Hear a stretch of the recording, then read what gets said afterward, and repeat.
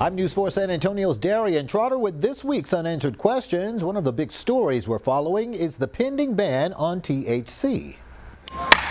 95 ayes, 44 nays. Senate Bill 3 is passed to third reading. House and Senate lawmakers approved Senate Bill 3 last week, sending a strong message. THC has got to go. The approval generating strong reactions from both supporters and opponents. What began in 2019 as a bipartisan effort to support Texas agriculture has since been hijacked by a cottage industry of unregulated THC sellers. Unfortunately, we've seen prohibition before, and it looks, unless Governor Abbott vetoes SB 3, we're headed back to prohibition again.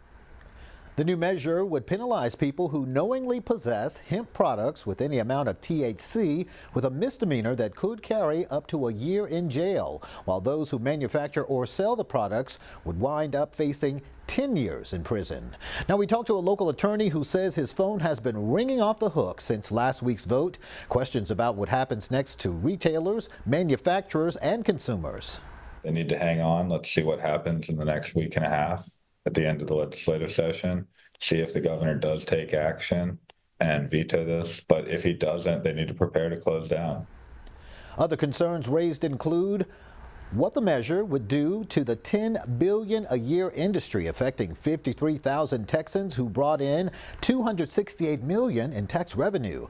There are also questions about how it could affect veterans who may lean on the products for pain relief or for PTSD. But there is a response to that argument. These substances are not medicine. They are psychosis-inducing, overdose-prone chemicals masquerading as relief. We are not banning hemp. We are banning high. We are working to get answers on this still developing story, which includes, will sales at shops be impacted by the regulations, and will the negative impact result in closing shops? And how would the regulations impact the market for illicit sales? We will continue to work to get answers on this developing story, and others will be here every week to let you know what we find out. Tackling your unanswered questions, I'm News 4 San Antonio's Darian Trotter.